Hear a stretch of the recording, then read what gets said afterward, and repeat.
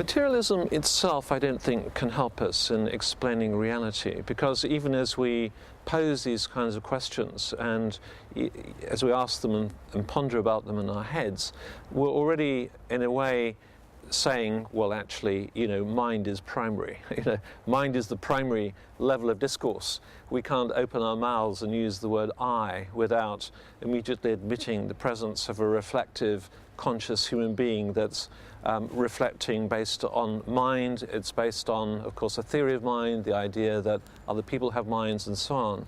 So I don't think materialism per se, any physicalism per se, if we're just saying that that is the ultimate type of reality there is, that can never do the job, I don't think, of being able to address some of the wider questions of explaining what this universe is all about and explaining why there are materials and so on. So there's always got to be something beyond materialism that can, as it were, reflect upon materialism and then reflect upon those materials.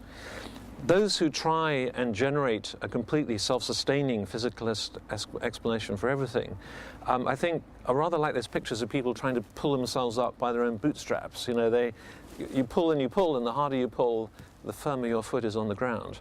And we can't really do that because our minds already take us well beyond what is purely physical. So, having said that, of course, as a scientist and someone who spent 40 years of his life in the biological research community, I'm very committed to reductionism. I'm very committed to the importance of the physical, and clearly what we do in science is dependent upon the properties of the physical. So my only problem here is if people want to say that is the only level of explanation there is, that's the only story there is to be told, it's the physical and nothing else.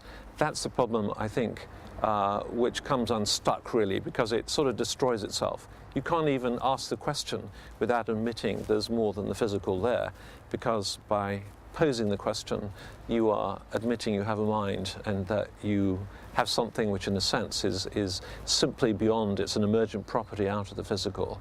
So that's why I have a problem with extreme reductionism.